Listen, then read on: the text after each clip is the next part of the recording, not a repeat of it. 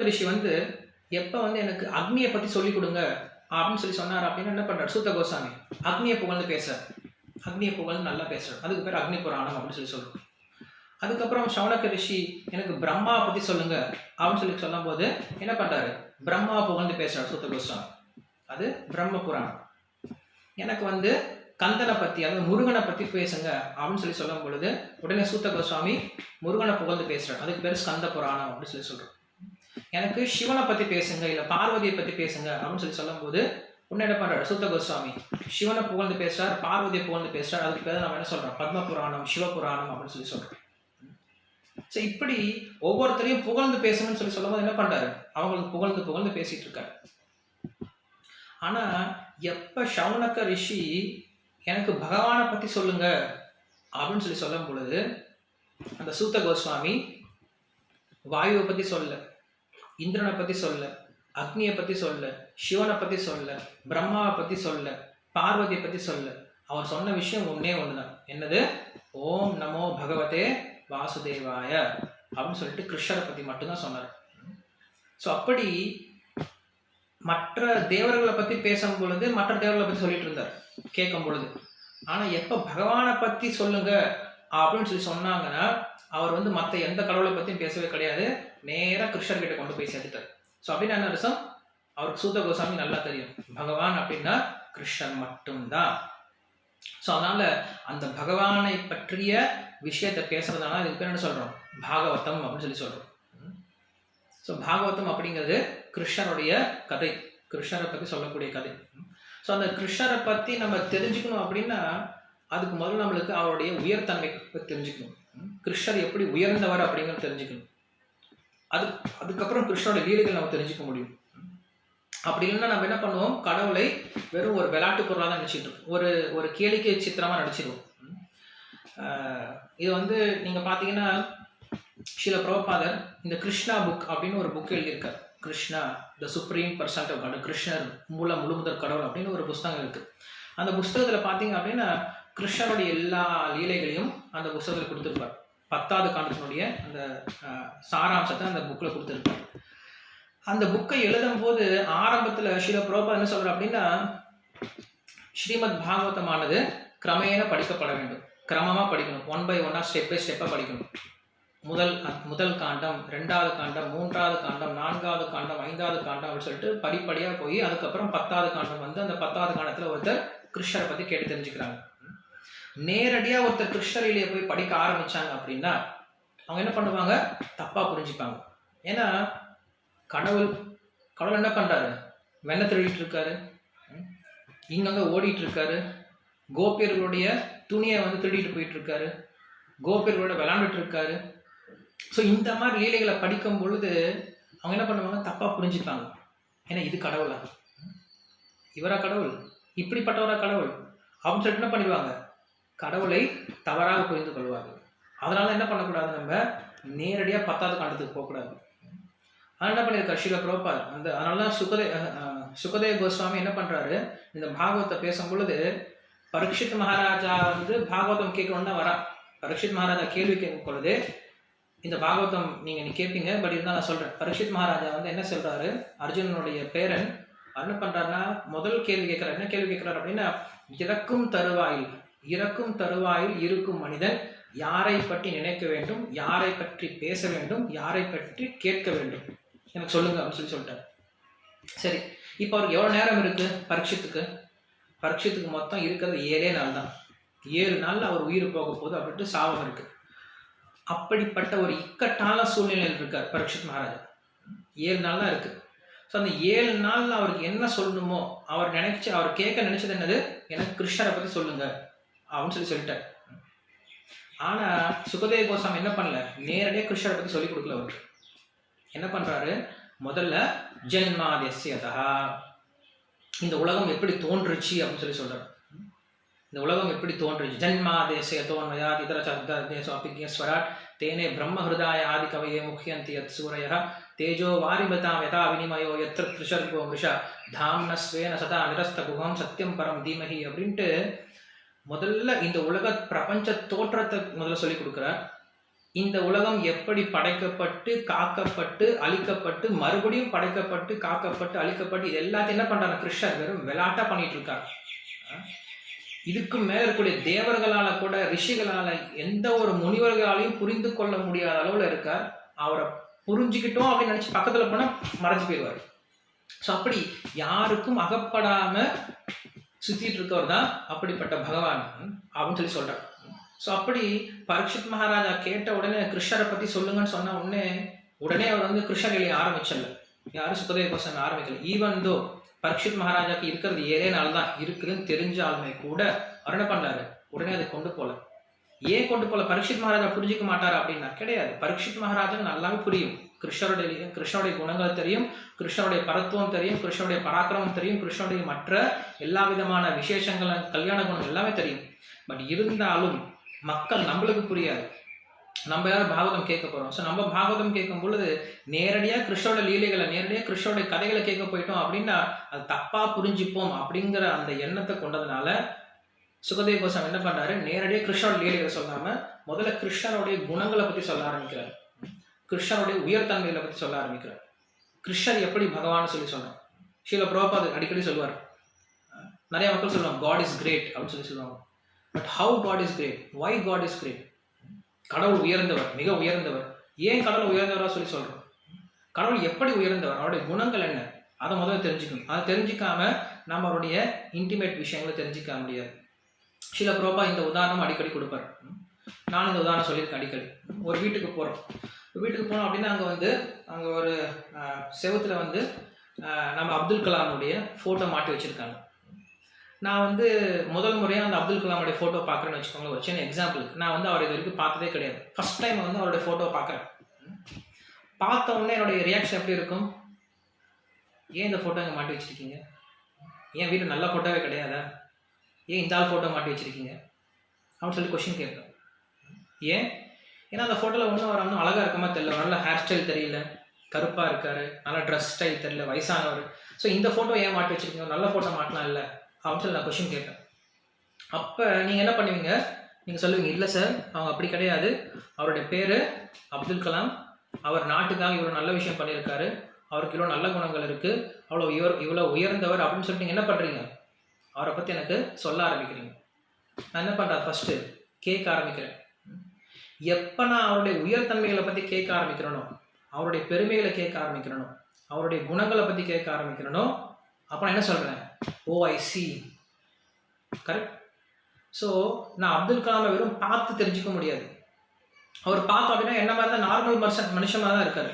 அவருக்கு 2 கண் இருக்குது, ஒரு மூக்கு இருக்குது, காது இருக்குது, உடம்பு இருக்குது, 2 கை இருக்குது, 2 கால் இருக்குது, என்ன மாதிரி எந்திரிக்கிறாரு, குளிக்கிறாரு, சாப்பிட்றாரு, தூங்குறாரு, எல்லாமே என்ன மாதிரி தான் செய்கிறார். என்ன பெரிய வித்தியாசம் இருக்கு, நான் ஏன் அவரை புகழணும் அப்படின்னு சொல்லிட்டு ஒருத்தர் ஈஸியாக கேள்வி கேட்டலாம். ஆனால் எப்போ அவருடைய எக்ஸப்ஷனல் குவாலிட்டிஸை கேட்குறோமோ, எப்போ அவருடைய கிரேட்னஸை கேட்குறோமோ, எப்போ அவருடைய சாக்ரிஃபைஸை கேட்குறோமோ, எப்போ அவருடைய மெர்சிஃபுல் ஆட்டிடியூடை கேட்குறோமோ, எப்போ அவருடைய சிம்பிளிசிட்டியை கேட்குறோமோ, நம்ம என்ன பண்ணுறோம், then we develop some kind of respect for that person, then we develop some kind of attachment. அப்போ தான் நம்ம என்ன பண்ணுறோம், அந்த நபர் மேலே ஒரு மரியாதையும், அந்த நபர் மேலே ஒரு பற்றும், அந்த நபர் மேலே ஒரு பக்தி நம்மளுக்கு ஏற்படுது. எப்போ ஏற்படுது? அவரை பற்றி கேட்கறதுனால, அவருடைய குணங்களை கேட்கறதுனால, அவருடைய புகழை கேட்கறதுனால. வெறுமனே அவர் எந்த சின்ன பண்றாரு, அவர் எப்படி நடந்தார், எப்படி சாப்பிட்டார் அப்படின்னு கேட்கறதுனால கிடையாது. அவருடைய மற்ற உயர்ந்த குணங்களை பற்றி. அவர் என்ன வேணா பண்ணட்டுமே, ஆனால் எனக்கு என்ன பண்ணியிருக்காரு, அவர் எவ்வளோ பெரிய ஆளாக வேணா இருக்கட்டும், ஆனால் எனக்கு என்ன பண்ணியிருக்காரு, அதை முதல்ல நம்ம தெரிஞ்சுக்கணும். ஸோ அதே போல் நம்ம கிருஷ்ணரை பற்றி தெரிஞ்சுக்கணும் அப்படின்னா, கிருஷ்ணர் எவ்வளோ வேணா உயர்ந்த நபராக இருக்கட்டும், ஆனால் கிருஷ்ணர் எனக்கு என்ன பண்ணியிருக்காரு, எனக்கு என்ன பண்ணியிருக்காரு, அதுதான் முக்கியம். ஸோ கிருஷ்ணர் எனக்கு என்ன பண்ணியிருக்கான்னு நம்ம தெரிஞ்சுக்கணும் அப்படின்னா, அப்போ அப்படிப்பட்ட கிருஷ்ணன் நம்ம தெரிஞ்சுக்கிறது நமக்கு ஆசை வரும். கிருஷ்ணனுக்கு இவ்வளோ பண்ணியிருக்காரா, எனக்காக இவ்வளோ கஷ்டப்பட்டிருக்காரா, எனக்காக அவதாரமாக கீழே இறங்கி வராரா, கிருஷ்ணனுக்கு இவ்வளோ விஷயம் செஞ்சு கொடுத்துருக்காரா அப்படின்னு நம்ம எப்போ கிருஷ்ணனுடைய குணங்களை பற்றி, அவருடைய தியாகத்தை பற்றி, அவருடைய அக்கறையை பற்றி நம்ம எப்போ கேட்க ஆரம்பிக்கிறோமோ, அப்போ தான் நம்ம கிருஷ்ணரை பற்றி தெரிஞ்சுக்கணும் அப்படின்ற ஆசை வரும். அப்படி இல்லைன்னா கிருஷ்ணன் இந்த மாதிரி ஒரு நபர் தான் அப்படின்னு சொல்லிட்டு என்ன பண்ணுறோம், நம்ம ரொம்ப ஈஸியாக அவர் எடுத்துகிட்டு போயிடும். அதனால தான் ஸ்ரீமத் பாகவத்தில் பார்த்தீங்க அப்படின்னா முதல் 9 காண்டமும் நம்மளை தயார்படுத்துது. எதுக்கு தயார்படுத்துது? அந்த 10வது காண்டத்தை கேட்பதற்கு தயார் செய்யக்கூடிய காலம்தான் இந்த 9 காண்டமும். எப்போ ஒருத்தர் இந்த 9 காண்டத்தையும் படிக்கிறாரோ அப்போ அவருக்கு புரியும் பகவான்னா என்ன, பக்தின்னா என்ன, பக்தன்னா என்ன அப்படிங்கிற விஷயம் அப்போ புரியும். அப்படிப்பட்ட ஒரு புரிதலோட அவன் எப்போ 10வது காண்டத்துக்குள்ள போறானோ, கிருஷ்ணரை பற்றிய பெருமைகளை, கிருஷ்ணரோட லீலைகளை படிக்க ஆரம்பிக்கிறானோ, அப்போ அவனுக்கு கிருஷ்ணரை பற்றி புரிஞ்சுக்கிறதுக்கு ஒரு வாய்ப்பு இருக்கு. ஓ, கிருஷ்ணனா இப்படி இருப்பாரோ அப்படின்ட்டு புரிஞ்சுக்கிறதுக்கான ஒரு வாய்ப்பு இருக்கு. ஸோ அப்படி இல்லாமல் நம்ம டேரக்டாக கிருஷ்ண லீலைகளை புரிஞ்சுக்க முயற்சி பண்ணோம் அப்படின்னா அது புரிஞ்சிக்க முடியாது அப்படின்னு சொல்றாரு.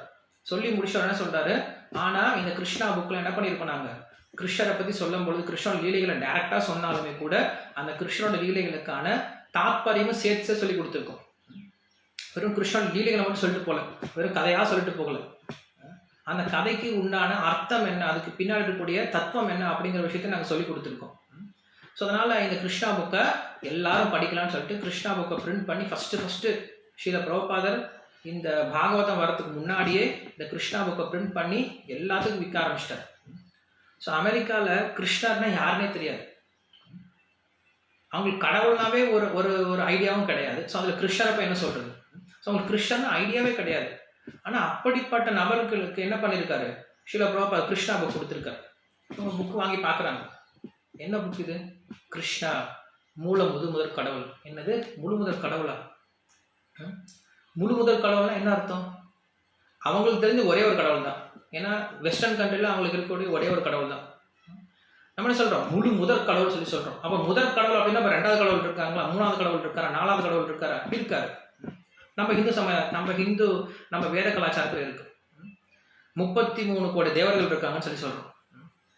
ஸோ அப்படி அவங்களுக்கு ஒண்ணுமே தெரியாம கடவுளை பத்தி ஒரு நாலேஜ், ஒரு ஞானமே இல்லாத மக்களுக்கும் என்ன பண்றாரு, கிருஷ்ணா புக் கொடுத்தாரு. காரணம் என்னது, ஸ்ரீல பிரபுபாதர் வெறும் கதை மட்டும் சொல்லல, அந்த கதையோட சேர்த்து என்ன பண்ணியிருக்காரு, அந்த கதைக்கான விளக்கத்தையும் சேர்த்து கொடுத்துருக்காரு. அதனால நம்ம ரொம்ப சேஃபா இருக்க முடியும். ஸோ அந்த ஒரு விஷயத்தை நம்ம என்ன பண்றோம், எடுத்துக்கிட்டு நம்ம என்ன பண்ணலாம், இந்த கிருஷ்ணா புக்ல இருந்து இன்னும் நம்ம தெரிஞ்சுக்க முயற்சி பண்ணலாம். ஸோ கிருஷ்ணா புக்ல மொத்தம் பார்த்தீங்க அப்படின்னா 89 கதைகள் இருக்கு. நமக்கு இன்னைக்கு வந்து நேரம் வந்து 23. இன்னைக்கு ஒரு நாள் விட்டுட்டீங்க அப்படின்னா நாளையிலிருந்து ஆரம்பிச்சிங்க அப்படின்னா 24, 25, 26, 27, 28, 29, 30, 1, 2, 3 மொத்தம் 10 நாள் இருக்கு. நம்மளுடைய லாக்டவுன் பிரகாரம் மொத்தம் இன்னும் 10 நாள் இருக்கு. ஸோ இந்த 10 நாளை நம்ம என்ன பண்ண போறோம், 89 கதைகளையும் என்ன பண்ணணும், கவர் பண்ணி ஆகணும். ஸோ அந்த 89 கதைகளை கவர் பண்ண முடிஞ்சா கவர் பண்ணலாம். நம்ம வந்து அந்த அளவுக்கு ரஷ் பண்ணணுன்ற அவசியமும் கிடையாது. நம்ம எந்த அளவுக்கு பொறுமையாக கேட்க முடியுமோ அந்த அளவுக்கு கேட்கலாம். ஏன்னா நான் சொன்னேன், உங்களுக்கு பகவத்கீதை படிக்கிறதுக்கே 18 அத்தியாயம் படிக்கிறதுக்கே உங்களுக்கு வந்து இத்தனை நாள் ஆச்சு. ஆனால் பாகவத்தில் இந்த கிருஷ்ண லீலை வந்து மொத்தம் பார்த்தீங்கன்னா 90 அத்தியாயம். ஸோ மொத்தம் 90 அத்தியாயம் இருக்கு. ஆனால் 90 அத்தியாயம் சொல்லிட்டு நீங்கள் பயப்பட தேவையில்லை. ஏன்னா இது வந்து ஒன்றும் தத்துவம்லாம் இருக்காது. ஸ்லோகம்லாம் படித்து உங்களுக்கு ஸ்லோகத்தில் முக்குணங்கள் இது அதுன்னு சொல்ல போகிறது கிடையாது. இந்த பாகவத புராணம் எதுக்காக கொடுக்கப்பட்டிருக்கு அப்படின்னா, இந்த புராணங்கள் எதுக்காக இருக்கு அப்படின்னா, அங்க நம்ம பகவத்கீதையிலையோ இல்லை உபனிஷத்துக்கள்லையோ என்ன படிக்கிறோமோ அதுக்கான எக்ஸாம்பிள்ஸாக என்ன பண்ணுறோம் நம்ம பார்த்துட்டு இருக்கோம். இப்போ கொஞ்ச நேரத்துக்கு முன்னாடி நான் வந்து ராமாயணம் உபன்யாசம் கொடுத்துட்டு இருந்தேன். அந்த ராமாயணத்தில் பார்த்தோம் அப்படின்னா கிருஷ்ணர் வந்து நம்மளுக்கு, அதாவது வேதத்தில் என்னெல்லாம் வந்து இன்ஸ்ட்ரக்ஷன் சொல்லியிருக்காங்களோ என்ன பண்ணுறார், ராமர் ரொம்ப ஈஸியாக கொடுத்துட்டு போயிட்டார். ஸோ அந்த விஷயத்தை தான் என்ன பண்ணுறாரு, இங்கே பாகவதம் சொல்லி கொடுக்குறாரு. பாகவதமானது it's and practical application for Bhagavad Gita. பகவத்கீதையில் கிருஷ்ணர் எதெல்லாம் சொல்லியிருக்காரோ அதுக்கான ப்ராக்டிக்கல் அப்ளிகேஷன் தான் என்னது ஸ்ரீமத் பாகவதம், வேற ஒன்றும் கிடையாது. அதனால நீங்கள் பகவத்கீதை உங்களுக்கு ஆல்ரெடி நீங்கள் இன்னைக்கு ஃபிலாசபிலாம் படிச்சுட்டீங்க. இப்போ நீங்கள் என்ன பண்ண போறீங்க, உட்காந்து ரிலாக்ஸ்டாக கிருஷ்ணோடைய கதை கேட்க போறீங்க, வேற ஒன்றும் கிடையாது. ஸோ 90 கதை இருக்கு. கிருஷ்ணோடைய ஒவ்வொரு கதையும் அமிர்த மாதிரி இருக்கும். கிருஷ்ணனுடைய ஒவ்வொரு கதையும் அமிர்த மாதிரி இருக்கும். ஸோ அந்த 90 கதைகள் நம்ம கேட்கறதுக்கு முயற்சி பண்ணலாம். ஸோ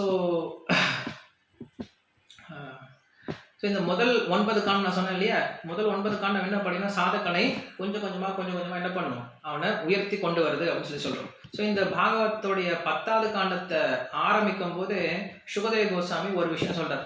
இந்த விஷயம் நம்ம ஞாபகம் வச்சு, நீங்கள் இன்னைக்கு முதல்ல வந்து நம்ம பேச ஆரம்பிக்கிறதுனால உங்களுக்கு ஒரு பேசிக் ஃபிலாசபி மட்டும் கொடுத்துட்றேன்.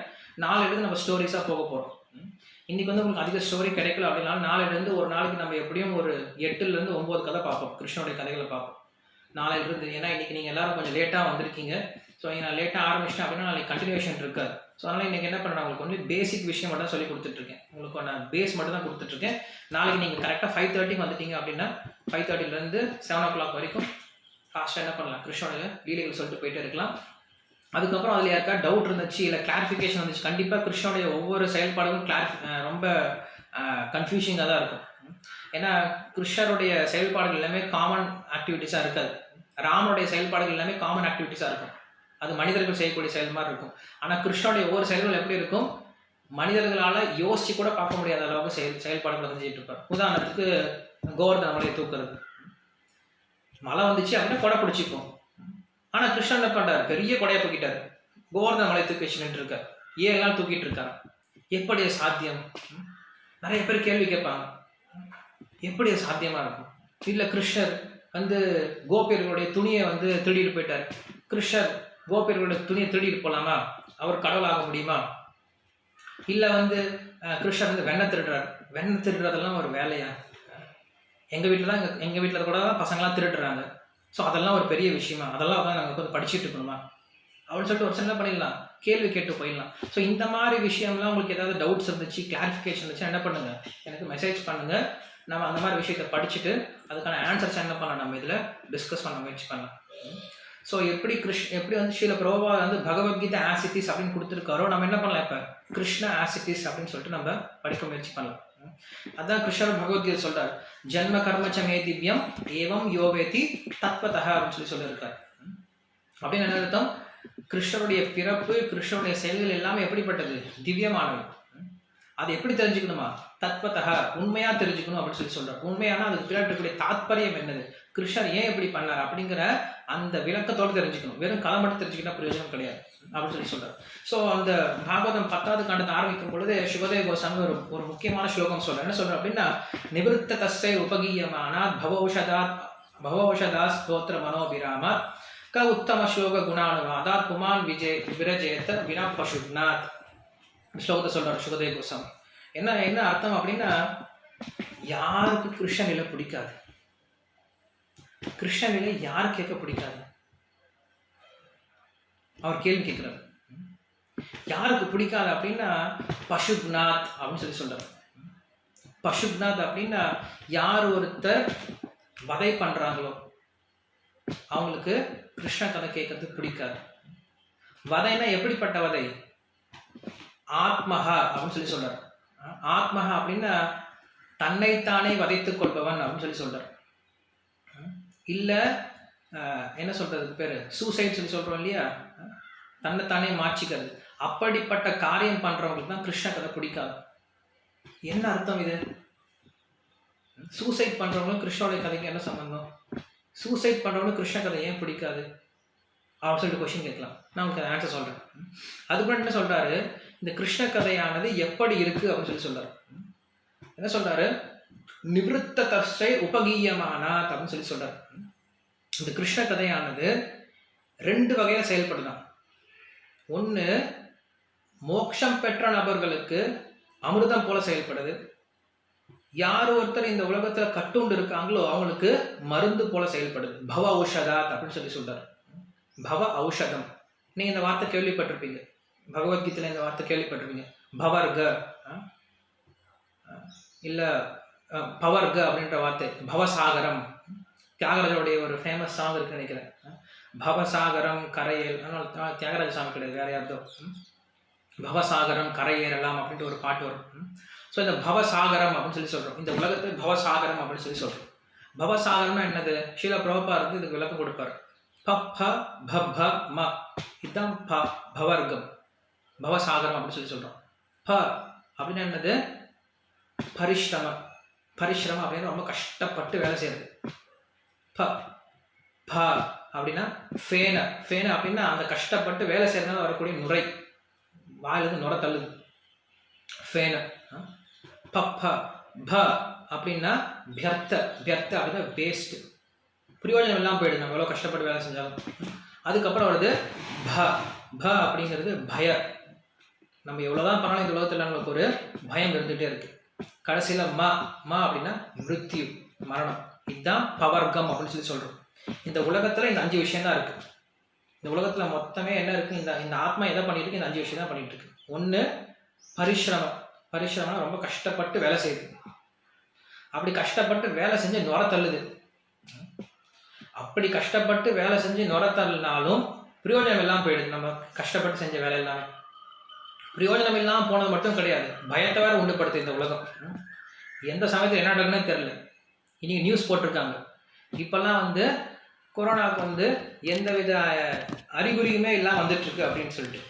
யாராவது எதிர்பார்த்தமா என்ன 2020 ஆரம்பிக்கும் போது யாராவது எதிர்பார்த்தமா என்ன இப்படி வரும் அப்படின்ட்டு? இல்ல என்ன சொன்னோம், happy new year, happy new year, இனிய புத்தாண்டு வாழ்த்து, ஹாப்பி நியூ இயர் அப்படின்னு சொல்லிட்டு அனுப்பிச்சிட்டு இருந்தோம். யாருக்குமே தெரியாது, எல்லாரும் சந்தோஷமா தான் இருந்தோம். திடீர்னு வந்துச்சு. இன்னைக்கு உலகத்தில் இருக்க எல்லா மக்களையும் அடக்கி ஒரு இடத்துல உட்கார வச்சிருச்சு.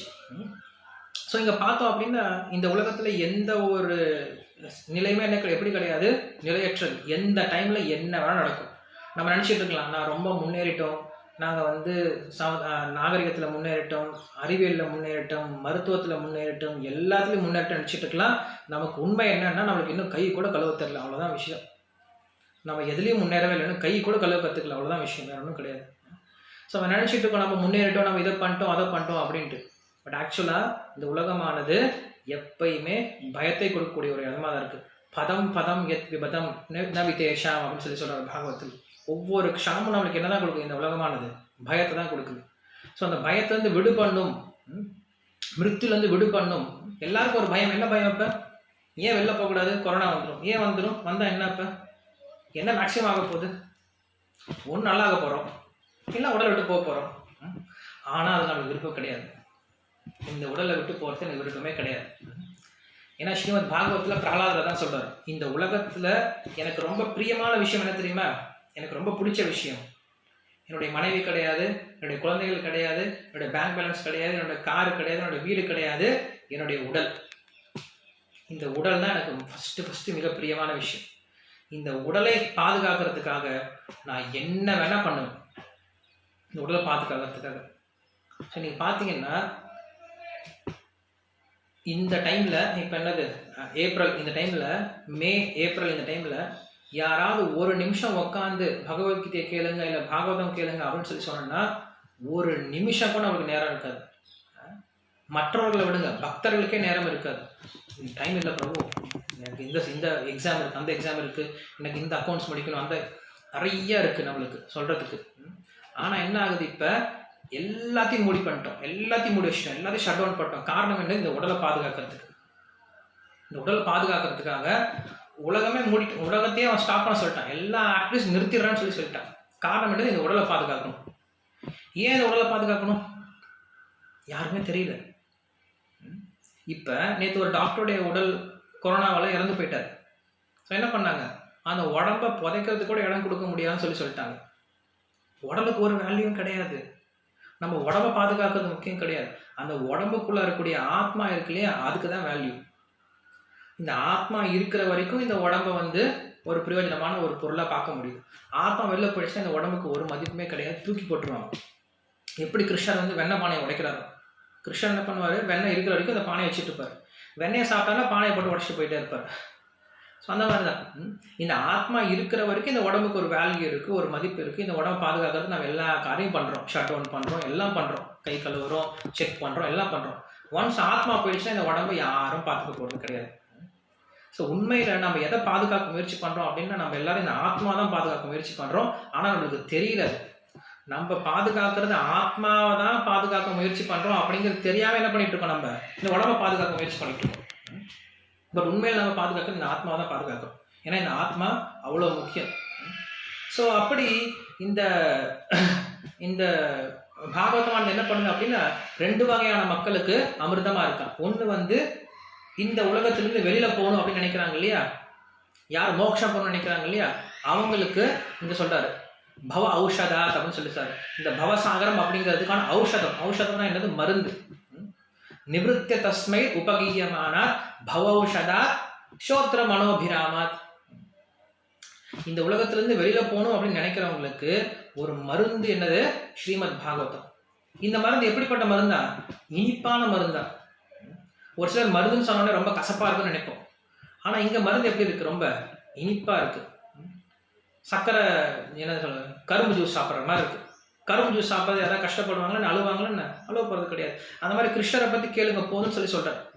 நீ கிருஷ்ணரை பத்தி கேட்டாவே போதும், உனக்கு என்ன கிடைக்குது? கண்டிப்பா பவ ஔஷதம், உனக்கு மோட்சம் கிடைக்கும் அப்படின்னு சொல்றாரு.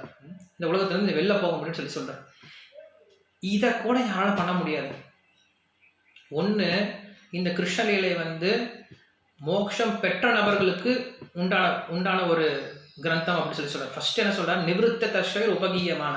இந்த பாகவதமானது நமக்கு கிடையாது, இந்த பாகவதமானது மோட்சம் பெற்ற நபர்களுக்கு தான் இந்த பாகவதம் படிக்க முடியும்னு சொல்றாரு. நான் இன்னும் மோட்சம் பெறலையே, என்ன பண்றது? நான் எப்படி மோட்சம் பெறது? அந்த மோட்சம் பெறத்துக்கும் என்ன சொல்றாரு? இதுதான் மருந்துன்னு சொல்றாரு. மோட்சம் பெற வரைக்கும் இது மருந்தா செயல்படும். மோட்சம் பெற்றுட்டு நீங்க படிச்சீங்க அப்படின்னா இந்த புக்கு அமிர்தமா செயல்படுமா, 2 வகையா செயல்படுமா. அதான் எங்க உதாரணம் சொல்றேன். ஏன் சொல்ல வந்தேன் அப்படின்னா, நீங்க சுகதேவ கோஸ்வாமி பார்த்தீங்க அப்படின்னா, சுகதேவர் எப்படி பிறந்தார் அப்படின்னு உங்களுக்கு தெரிஞ்சிருக்கும். இன்னைக்கு மேபி நீங்க தெரிஞ்சுப்பீங்க. சுகதேவர் பார்த்தோம் அப்படின்னா வியாசதேவருடைய பையன். ஸோ வியாசதேவருடைய பையனா இருந்த சுகதேவ கோஸ்வாமி 16 வருஷம் அவங்க அம்மாவுடைய கர்ப்பத்திலே இருக்காரு.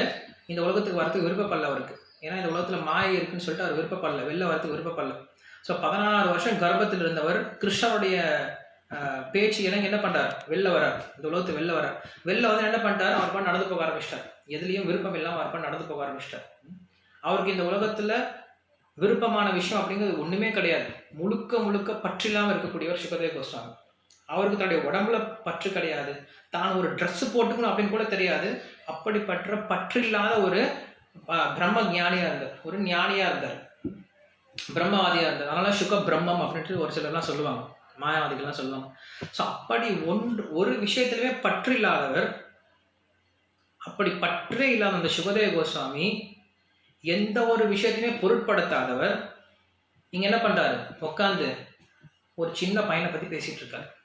அந்த சின்ன பையன் எப்படி வெண்ணெய் திருடினான், எப்படி கோபியர் கூட விளாண்டான், எப்படி மாடு மேய்ச்சான், எப்படி போர்ல இருந்து ஓடி போனான், எப்படி ஏமாத்தினா, எப்படி பொய் சொன்னான். ஒரு எக்ஸ்டெண்ட்ல பார்த்தோம் அப்படின்னா ஒரு விஷயத்திலே பற்று இல்லாதவர். இன்னொரு எக்ஸ்டெண்ட்ல பார்த்தோம் அப்படின்னா இந்த மாதிரி சாதாரண விஷயத்தை பத்தி பேசிட்டு இருக்காரு. அப்படின்னு என்ன புரிஞ்சுக்கணும்? அப்படிப்பட்ட நபர் இந்த விஷயத்த பேசுறாரு அப்படின்னா இது சாதாரண விஷயம் இருக்க முடியாது. ஏன்னா சாதாரண விஷயமா இருந்தா அவர் பேச மாட்டார். சுகதேவ கோஸ்வாமி பேச மாட்டார். சுகதேவ கோஸ்வாமி பேசுறாரு அப்படின்னா அது என்ன இருக்காது? கண்டிப்பா அது சாதாரண விஷயமா இருக்காது. ஸோ அப்படி முக்தி பெற்ற ஆத்மாக்களையே என்ன பண்ணுது? இந்த கிருஷ்ணலீலையானது ஆக்கர்ஷணம் பண்ணுதான், இழுக்குது. அதான் சொல்ற நிவிருத்த தஸ்வை உபகீயமான. நான் இன்னும் முக்தி பெறலையே அப்படின்னு அர்த்தம். அதுக்கு அடுத்த லைன் சொல்றார், பவ ஔஷதா ஸ்ரோத்ர மனோபிராமா. ஸ்ரோத்ர கேட்டாவே போதும், கிருஷ்ணரை பத்தி நீங்க கேட்டாவே போதும். என்ன ஆகுதா?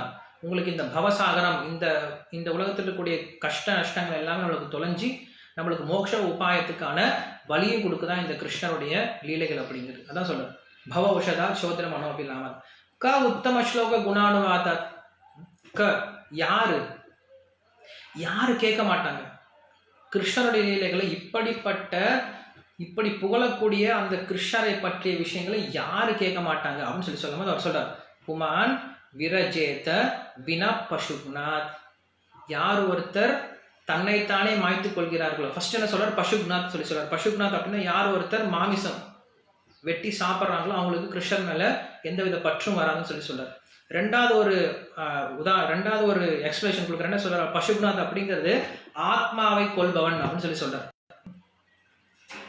ஆத்மாவை எப்படி கொல்ல முடியும்? நம்ம சொல்றோம் இந்த உடலை கொல்ல முடியும், ஆத்மாவை கொல்ல முடியாது அப்படின்னு சொல்றோம். ஆனா என்ன சொல்றாரு? ஆத்மாவை கொல்பவன் அப்படின்னு சொல்றாரு. ஆத்மாவை கொல்பவன் அப்படின்னா என்ன அர்த்தம்னா, ஆத்மாவனுடைய காரியத்தை, ஆத்மாவனுடைய கடமையை, ஆத்மாவுடைய சுயநிலையை கொல்றதுக்கு பேர் ஆத்மாவை கொல்றது அப்படின்னு அர்த்தம். புரிஞ்சிருக்குன்னு நினைக்கிறேன். ஆத்மாவுடைய உண்மையான நிலை என்ன அப்படின்னா பகவானுக்கு சேவை பண்றது. எப்ப நம்ம அந்த நிலையை மறந்து போயிட்டு மற்ற காரியங்கள் ஈடுபடுறோமோ அப்ப இந்த ஆத்மாவை கொல்வதற்கு சமம் அப்படி சொல்றோம். ஆத்மாவுடைய சூசைடு அப்படின்னு சொல்றோம். ஒரு சில சமயம் சொல்லுவோம் இது சூசைட் அட்டெம்ப்ட் அப்படின்னு சொல்லுவோம். காரணம் என்னது? நம்மளுக்கு தேவையில்லாத விஷயம் அப்படின்னு அர்த்தம். ஸோ அதே போல இந்த ஆத்மாவை நம்ம எப்ப கிருஷ்ணனுடைய சேவையில உபயோகப்படுத்தாம மற்ற விஷயங்களை உபயோகப்படுத்த ஆரம்பிக்கிறோமோ, புலன்பத்தில் ஈடுபடுத்த ஆரம்பிக்கிறோமோ, அது வந்து ஆத்மாவை கொல்வதற்கு சமம் அப்படின்னு சொல்லுவார். இன்னும் சொல்ல போனோம் அப்படின்னா மாயாவாதிகளை பற்றி சொல்றார். ஏன்னா மாயாவாதிகள் என்ன பண்றாங்க அப்படின்னா இந்த ஆத்மாவை பகவானோட கலக்கணும்னு நினைப்பாங்க. இந்த ஆத்மாவை கொண்டுட்டு இந்த ஆத்மாவை கொண்டு போய் பரமாத்மாவோட இணைச்சணும் அப்படின்னு நினைப்பாங்க. ஸோ அப்படிப்பட்டவர்களால கிருஷ்ணனோட லீலைகளை ரசிக்க முடியாது அப்படின்னு சொல்றாங்க. அதுதான் இந்த ஸ்லோகத்தோடைய அர்த்தம். ஸோ பரீட்சித் மகாராஜா 10வது ஸ்கந்தம் இப்போ நம்ம வந்துட்டோம். இப்போ அந்த 10வது ஸ்கந்தத்தில் பார்த்தோம் அப்படின்னா முதல் 5 அத்தியாயங்கள் 10வது ஸ்கந்தம் நான் சொன்னாலே முதல்ல வந்து 90 அத்தியாயம் இருக்குது. இந்த 10வது ஸ்கந்தத்தில் 90 அத்தியாயம் இருக்குது. அந்த 90 அத்தியாயத்தில் ஃபஸ்ட்டு 5 அத்தியாயம் என்ன அப்படின்னா பிரம்மாவுடைய பிரார்த்தனைகள். பிரம்மா என்ன பண்ணுறாரு, பகவான் நினச்சி பிரார்த்தனை பண்ணுறாரு. ஃபஸ்ட்டு 5 அத்தியாயத்தில் பகவானுக்கு பிரார்த்தனை பண்ணக்கூடியது ஃபஸ்ட்டு 5 அத்தியாயம். அதுக்கப்புறம் 5வது அத்தியாயத்திலேருந்து 39வது அத்தியாயம் வரைக்கும் கிருஷ்ணனுடைய விருந்தாவன் லீலைகளை பற்றி பேசுகிறார். கிருஷ்ணன் லீலைகளை 3ஆக பிரிச்சுக்கலாம். ஒன்று விருந்தாவன் லீலா, இன்னொன்று மதுரா லீலா, இன்னொன்று துவாரக லீலை அப்படின்னு சொல்லிட்டு 3ஆக பிரிச்சுக்கலாம் கிருஷ்ணன் லீலைகள். ஸோ அதில் 5லேருந்து 39 வரைக்கும் இருக்கக்கூடிய லீலைகள் வந்து விருந்தாவன லீலைகள். அதுக்கப்புறம் 40வது லீலை 40வது அத்தியாயம் வந்து எதை பற்றி பேசுகிறா அப்படின்னா அக்ரூரர் வந்து கிருஷ்ணரை கூட்டிட்டு போறார். ஸோ அந்த அக்ரூருக்கு வந்து கிருஷ்ணர் வந்து தரிசனம் கொடுப்பார், இந்த யமுனை நதிக்குள்ள தரிசனம் கொடுப்பார். அந்த அத்தியாயத்தை வந்து பேசுறது. அது வந்து விருந்தாவனத்துக்கும் மதுராவுக்கும் நடுவில் நடக்கூடியது அந்த லீலை. அதனால 40வது அத்தியாயம் அது தனியா இருக்கு. அது விருந்தாவனமும் கிடையாது, மதுராவும் கிடையாது, ரெண்டுக்கும் நடுவில் இருக்கு. அது 40வது அத்தியாயம். ஸோ 5லேருந்து 39 விருந்தாவன் லீலை, 40வது அத்தியாயம் கிருஷ்ணர் அந்த மதுராவுக்கும் விருந்தாவனத்துக்கும் நடுவில் நடக்கூடிய லீலை. அதுக்கப்புறம் 41லேருந்து 51 10 அத்தியாயங்கள். 41லேருந்து 51 வரைக்கும் நடக்கூடிய லீலைகள் வந்து மதுரா நடக்கூடிய லீலைகள் 10 அத்தியாயங்கள். அதுக்கப்புறம் 52லேருந்து 90 வரைக்கும் நடக்கூடிய லீலைகள் வந்து துவாரகையில் நடக்கூடிய லீலைகள். ஸோ இந்த மாதிரி என்ன பண்ணுறோம், நம்ம கிருஷ்ண லீலைகளை 3ஆக பிரிச்சுக்கிறோம். அதில் முக்கியமாக 29வது அத்தியாயத்திலேருந்து 33வது அத்தியாயம் வரைக்கும் இருக்கக்கூடியது ராசலீலை, ரசபஞ்ச அத்தியாயம் அப்படின்னு சொல்லி சொல்லுவோம். 5 அத்தியாயங்கள் ராசபஞ்ச அத்தியாயம் சொல்லி சொல்லுவாங்க. ஸோ பாகவதம் கொஞ்சம் யோசிச்சு பாருங்க. மொத்த வேதம் இருக்கு. அந்த வேதங்கள் 4ஆக பிரிக்கப்பட்டிருக்கு. ரிக் சாம யஜுர் அதர்வணன் பிரிக்கப்பட்டிருக்கு. அந்த ரிக் சாம யஜுர் அதர்வண அப்படிங்கிறதுடைய சாரம், ஒவ்வொரு வேதத்துடைய சாரம் அப்படிங்கிறது உபனிஷத்துல இருக்கும். ஒவ்வொரு வேதத்திலையும் அதனுடைய சாராம்சம் எங்க இருக்குன்னா அதோட எண்ட்ல இருக்கும், உபனிஷத்துல இருக்கும். ஸோ ரிக் வேதம் அப்படின்னா அதனுடைய உபனிஷத்தை எடுத்து பார்க்கணும், அதோடைய சாரம் என்ன அப்படின்ட்டு. யஜுர்வேதம்னா யஜுர்வேதத்துடைய சாரம் என்ன அப்படிங்கிறது அதோட உபனிஷத்துல தெரிஞ்சுக்கலாம். ஸோ அப்படி ஒவ்வொரு வேதத்துக்கும் நிறைய உபனிஷத்துகள் இருக்கு. மொத்தம் எத்தனை உபனிஷத்து இருக்கு? மொத்தம் 108 உபனிஷத்து இருக்குன்னு சொல்லி சொல்றாங்க. இல்லை 1008 சொல்லி சொல்றாங்க. அவங்களுக்கு தெரியாது எத்தனை உபனிஷத்து இருக்கு அப்படின்ட்டு. ஸோ அப்படி உபனிஷத்துக்கள் நிறைய இருக்கு. வேதங்கள் ரொம்ப வாஸ்ட். அந்த வாஸ்டான வேதத்துல இருந்து சுருக்கி பார்த்தோம் அப்படின்னா அதோடைய எசன்ஸை பார்த்தோம் அப்படின்னா உபனிஷத் அப்படிங்கிறது எசன்ஸ். சரி, நம்ம அந்த உபனிஷத்தை நம்மளால புரிஞ்சிக்க முடியுமா, இல்லை நம்மளுக்கு கிடைச்சிருக்கான்னு கிடைக்கல. ஸோ அப்போ என்ன பண்றாரு வியாசதேவர், அந்த உபனிஷத்தை எல்லாத்தையும் சுருக்கி என்ன பண்ணியிருக்காரு, நம்மளுக்கு ஃபார்முலாஸாக கொடுத்துருக்காரு. நம்மளுக்கு E=mc² இருக்கு. E=mc² அப்படின்னு சொல்லி சொல்றோம். ஸோ அந்த E=mc² அப்படிங்கிறது ஒரு சின்ன ஃபார்முலா. அந்த ஃபார்முலா நீங்கள் எக்ஸ்பேண்ட் பண்ணிங்க அப்படின்னு நிறைய எக்ஸ்பிளேஷன்ஸ் இருக்கும். ஸோ அதுக்கு பேர் தான் ஃபார்முலா அப்படின்னு சொல்லி சொல்றோம், ஈக்குவேஷன் அப்படின்னு சொல்லி சொல்றோம். ஸோ அதான் நம்ம தமிழில் சம்ஸ்கிருதத்தில் சூத்திரம் அப்படின்னு சொல்லி சொல்றோம். ஸோ வியாசர் என்ன பண்றாரு, வேதத்தை எழுதின வேதத்தை தொகுத்த வியாசர் என்ன பண்றாரு, இது எல்லாத்தையும் கம்பைல் பண்ணி இது எல்லாத்தையும் ஜிப் ஃபோல்டர்ல எப்படி வந்து நம்ம கம்ப்ரஸ் பண்றோமோ அது மாதிரி என்ன பண்றாரு, மொத்த வேதிக் நாலேஜையும் கம்ப்ரஸ் பண்ணி நமக்கு என்ன கொடுத்துருக்காரு, வேதாந்த சூத்திரம் அப்படின்னு சொல்லி கொடுத்துருக்காரு. வேதாந்த சூத்திரம் அப்படிங்கிறது வேதத்தினுடைய ஃபார்முலா, கம்ப்ரஸ்டு ஃபார்மா ஃபார்முலா, அவ்வளவுதான். நீங்க மொத்த வேதத்தையும் படிக்க முடிஞ்சா படிச்சு எதை தெரிஞ்சுக்க போறோமோ அதை எல்லாத்தையும் என்ன பண்ணிருக்காரு, ஜிப் பண்ணி வேதாந்த சூத்திரம் அப்படின்னு சொல்லி கொடுத்துட்டு போயிட்டாரு. அந்த வேதாந்த சூத்திரம் பார்த்தீங்க அப்படின்னா 535 இல்லை 540 அப்படின்னு சொல்லி சொல்றாங்க வேதாந்த சூத்திரம். அந்த வேதாந்த சூத்திரத்தை படிச்சீங்க அப்படின்னா வேதத்துல என்ன சொல்லப்பட்டிருக்கு அப்படிங்கிறத நீங்க ரொம்ப சுலபமா புரிஞ்சுக்கலாம். சரி, அந்த 545 படிக்க முடியுமா நம்மளால அப்படின்னா ரொம்ப கஷ்டம். என்ன சொல்லிட்டாலே அது ஃபார்முலா அப்படின்னா அதுக்கு எக்ஸ்பிளேஷன்ஸ் தேவை. எக்ஸ்பிளேஷன் இல்லாமல் வெறும் E=mc² தெரியாது நம்மளுக்கு. E=mc², என்ன அர்த்தம் தெரியல, அதுக்கு எக்ஸ்பிளேஷன்ஸ் தேவை. ஸோ அந்த மாதிரி நம்ம வேதாந்த சூத்திரம் பார்த்தீங்க அப்படின்னா அதாதோ பிரம்ம ஜிக்ஞாசா அப்படின்னு ஆரம்பிக்குது. அதாதோ பிரம்ம ஜிக்ஞாசா ஜென்மாதியஸ்ய அத்தஹ அப்படின்னு சொல்லிட்டு வேதாந்த சூத்திரம் ஆரம்பிக்குது. ஸோ வியாசர் பார்க்குறாரு, ஓகே நான் உங்களுக்கு வேதம் கம்பைல் பண்ணி கொடுத்தேன், படிக்க முடியல. உபனிஷத்தை கொடுத்தேன், படிக்க முடியல. வேதாந்த சூத்திரம் அப்படின்னு சொல்லிட்டு உங்களுக்கு கம்ப்ரஸ்டு ஃபார்மா கொடுத்தேன், அதுவும் படிக்க முடியல. அப்ப என்ன பண்றாரு, அவரே ரொம்ப கருணையோட அந்த வேதாந்த சூத்திரம் சொல்லி சொன்னா இல்லையா, அந்த வேதாந்த சூத்திரத்துக்கு ஒரு எக்ஸ்பிளனேஷன் எழுதுறாரு, ஒரு கைடு எழுதுறாரு. தமிழுக்கு கோனார் உரைன்னு எழுதுவாங்க இல்லையா, தமிழ் கைடு கோனார் உரை அப்படின்ட்டு. அந்த மாதிரி என்ன பண்றாரு, தான் இயற்றிய அந்த வியாசர் இயற்றிய வேதாந்த சூத்திரத்துக்கு என்ன பண்றாரு, அவர் என்ன பண்றாரு, ஒரு விளக்க உரை கொடுக்கிறார். யார் இது மாத்திட்டு இருக்காங்க ஸ்கிரீனை? ஓகே. ஸோ அந்த வேதாந்த சூத்திரத்துக்கு, வேதத்தினுடைய உபனிஷத்தினுடைய சாரமா இருக்கக்கூடிய அந்த வேதாந்த சூத்திரத்துக்கு வியாசர் என்ன பண்றாரு, ஒரு விளக்க உரை கொடுக்கிறார், அந்த கைடு கொடுக்கிறார். அந்த கைடு தான் ஸ்ரீமத் பாகவதம். அவ்வளவுதான். ஸோ நீங்க இப்படி கொஞ்சம் கம்ப்ரஸ் பண்ணி பார்க்கணும், மேல இருந்து வியூ பார்க்கணும். ஃபர்ஸ்ட் வேதங்கள் இருக்கு, ரொம்ப வாஸ்டானது. அந்த வேதங்களுடைய கம்ப்ரஸ்ட் ஃபார்மேட் நமக்கு எங்க இருக்கு, உபனிஷத்துல இருக்கு. அந்த உபனிஷத்தினுடைய கம்ப்ரஸ்ட் ஃபார்மேட் நமக்கு எங்க இருக்கு, வேதாந்த சூத்திரத்தில் இருக்கு. அந்த வேதாந்த சூத்திரனுடைய எக்ஸ்பிளனேஷன்ஸ் எங்க இருக்கு, ஸ்ரீமத் பாகவத்தில் இருக்கு. ஸ்ரீமத் பாகவதம் அப்படிங்கிறத சொல்றாரு, வேதத்தினுடைய எண்ட் ரிசல்ட், மொத்த வேதத்தினுடைய சாரம் நமக்கு எங்க இருக்கு, ஸ்ரீமத் பாகவத்தில் இருக்கு. அதனால நான் ஃபர்ஸ்டே ஆரம்பிக்கும் போது சொன்னேன், நிகம கல்பதரோர் கலிதம் ஃபலம் அப்படின்னு சொல்லி சொன்னேன். இந்த பாகவதமானது it's and ripened fruit of Vedic literature. மொத்த வேதத்தினுடைய எண்ட் ரிசல்ட் தான் என்ன சொல்றோம், ஸ்ரீமத் பாகவதம் அப்படின்னு சொல்லி சொல்றோம். ஸோ அப்படிப்பட்ட ஸ்ரீமத் பாகவத்திலையும் நீங்க கம்ப்ரஸ் பண்ணி பார்த்தீங்க அப்படின்னா, அந்த ஸ்ரீமத் பாகவத்திலையும் ரொம்ப ரொம்ப முக்கியமா சொல்லப்படக்கூடியது கிருஷ்ணலீலை. ஸ்ரீமத் பாகவத்தில் மொத்தம் 18 காண்டம் இருக்கு, 18,000 ஸ்லோகம் இருக்கு. அந்த முழு ஸ்ரீமத் பாகவத்தில் நீங்க எடுத்து பார்த்தீங்கன்னா ரொம்ப ரொம்ப முக்கியமா சொல்லப்படக்கூடியது இந்த கிருஷ்ணலீலை. அந்த கிருஷ்ணலீலையிலையும் ரொம்ப முக்கியமா சொல்லப்படக்கூடியது இந்த ரச பஞ்ச அத்தியாயம் அப்படின்னு சொல்லக்கூடிய பாகவத்தில் வரக்கூடிய 10வது ஸ்கந்தத்தில் வரக்கூடிய 29வது அத்தியாயத்திலிருந்து 33வது அத்தியாயம் வரைக்கும். ஸோ இதுதான் வந்து பாகவத்தோடைய ஹார்ட், இதயம். பாகவத்தோட இதயம் எங்க இருக்கு, பாகவத்தனுடைய 10வது காண்டத்துல 23வது அத்தியாயத்திலிருந்து 33வது அத்தியாயம் ரசபஞ்ச அத்தியாயம் அப்படின்னு சொல்லக்கூடிய ராசலீலையை பத்தி சொல்லக்கூடிய இந்த 5 அத்தியாயங்கள் தான் பாகவத்தினுடைய இதயமா இருக்கு. ஸோ அதுக்கப்புறம் 47வது அத்தியாயம், அது வந்து ஒரு ஸ்பெஷலா இருக்கும், பிரமர கீதா அப்படின்னு சொல்லி சொல்லுவோம். பிரமர கீதா அப்படின்னா ராதாராணி என்ன பண்றாங்க, ஒரு சின்ன தேன் வண்டு பார்த்து அந்த வண்டை பார்த்து பாடுறாங்க. அந்த வண்டு கிட்ட பேசக்கூடிய விஷயம் தான் பிரம்மர கீதான்னு சொல்லி சொல்லுவாங்க. ஸோ இப்படி பாகவத்தில் இருக்கக்கூடிய தசமஸ்கந்தத்தினுடைய 90 அத்தியாயங்கள் நம்ம பிரித்து வச்சிருக்கோம். நான் இப்போ உங்களுக்கு சொன்னது புரிஞ்சிருக்குன்னு நினைக்கிறேன். இந்த 90 அத்தியாயத்தில் முதல் 5 அத்தியாயம் வந்து பிரம்மாவுடைய பிரார்த்தனைகள். 5வது அத்தியாயத்திலிருந்து 39வது அத்தியாயம் வரைக்கும் நம்மளுக்கு இருக்கக்கூடியது விருந்தாவன லீலைகள். அதுக்கப்புறம் 40வது அத்தியாயமானது கிருஷ்ணருக்கும் அக்ரூருக்கும் நடக்கூடிய லீலைகள். அதுக்கப்புறம் 41லேருந்து 51 வரைக்கும் இருக்கிறது மதுராவில் நடக்கூடிய லீலைகள். 52லேருந்து அதுக்கப்புறம் இருக்கக்கூடிய 90வது அத்தியாயம் வரைக்கும் இருக்கக்கூடியது துவாரக லீலைகள். அதுலேயும் நமக்கு வரக்கூடிய 29லேருந்து 33 வரைக்கும் இருக்கக்கூடியது ரசபஞ்ச அத்தியாயம் அப்படின்னு சொல்லக்கூடிய பாகவதனுடைய இதயமா இருக்கக்கூடிய அந்த லீலைகள் 29லேருந்து 33 வரைக்கும்.